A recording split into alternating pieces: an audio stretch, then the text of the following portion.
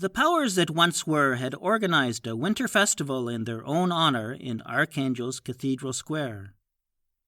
They got soldiers to march about left, right, dragged in cannons and lined them up, and set up stalls selling wooden souvenirs at the price of silver icons and kvass at the price of beer. The populace poured into the square. I went into town to see what all the fuss was about. But I quickly discovered that crowds and shiny uniforms and noise were not my cup of tea. And to get away from all the bustling and jostling, I went over to the little hill by the river bank and sat down on the wooden fence at its foot. The festival cannons behind me were pointed my way, but I wasn't concerned because I knew they were only loaded with powder. I lapsed into a profound musing. About what? I don't recall. I jumped and was snagged by the whoosh of a 21-gun salute.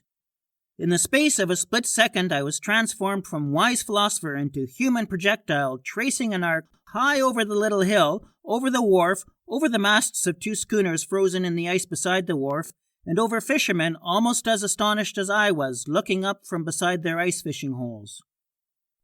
And then all I could see was the hard surface of the Dvina River as if rising to meet me. There was barely time to curl into a ball before I smashed through the thick ice with terrific force.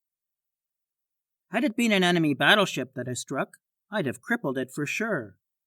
Luckily for the enemy, though, it was peacetime. I sank like a lead balloon to the bottom of the river. Visibility down there was limited. But, once the muck had settled, it was better than it might have been. Through the hole I had just made shone a circular beam of daylight, giving a boost to the gloomy luminosity that filtered through the ice itself. I wandered about, peering as I went at all the fish flitting around and over me. I spied silver cisco, schools of bream, sturgeon as long as I was tall, red-eyed roach, lone pike on the prowl, frisky grayling and freshwater cod. And I berated myself for not having had the foresight to take a butterfly net with me when I left Weema that morning. The deeper I went, the bigger the fish were. In the murkiest water of the deepest trough, I tripped and fell on the king of all dogfish snoring away in the mud. Startled witless, the fish made a beeline for my hole in the ice, with "Why truly" on board. Grabbing hold of the fish's gills, I managed to right myself so that I sat astride it. I squeezed hard with my knees, just like you're supposed to. As soon as we reached the hole, I leapt off and dragged the dogfish out onto the ice. It flapped wildly and tried to thwack me with its powerful tail. Using my arms and upper body, I allowed the fish the opportunity to adjust to its new circumstances.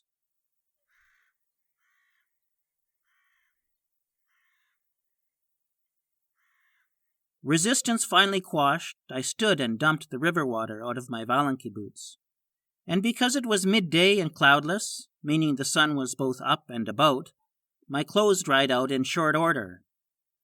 Tucking the giant dogfish under my arm as best I could, I headed for the cathedral square.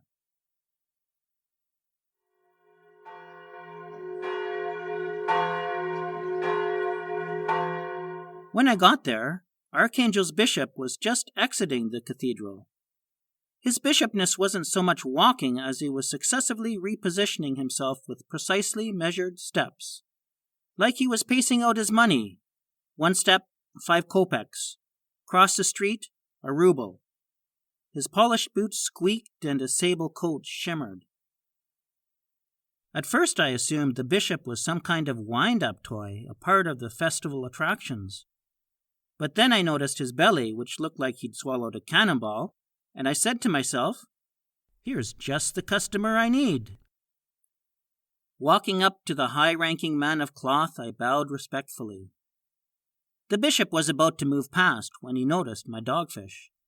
He stopped and pronounced, "Ah, the perfect burbot for my ucha and liver pate. Follow me, mon garçon. Setting his legs back in motion, at an increased rate this time, the bishop led me down the street. When we reached his house, he handed me a grivennik from his purse and instructed his wife to put the fish in the pantry. But my dogfish was not the type to go gently into the soup pot. Somehow managing to scale the pantry wall, it slipped out the window and wriggled back to me, just as I was disappearing round the corner. I picked it up and tucked it under my arm again, and a little while later I again ran into the bishop. His face lit up.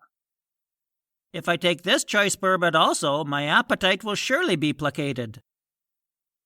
I received another silver coin, and the dogfish was once again dragged to the pantry. And it escaped via the window a second time.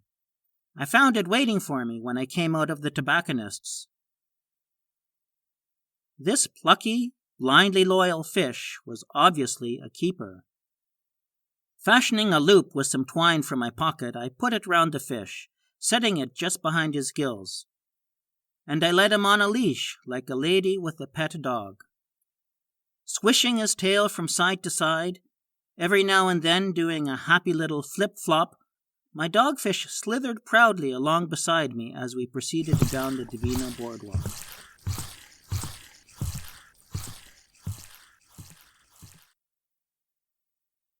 I decided to chance taking the streetcar. The conductress, a rotund woman with a few wiry hairs sprouting around her small mouth, was initially of two minds regarding my charge. But she ended up letting him ride for free, and when we got to the last stop, seemed quite sorry to see us disembark. Upon arriving home, I went and got the kvashnya, the wooden vessel the wife used for kneading dough, and I filled it with water. Placing the kvashnya next to the doghouse that my hound Kazor had recently abandoned in favor of greener meadows, I slipped the dogfish into it. He took to this new home of his like I don't know what. On our gate I hung a short plank, on which I painted, "Be wary of dogfish."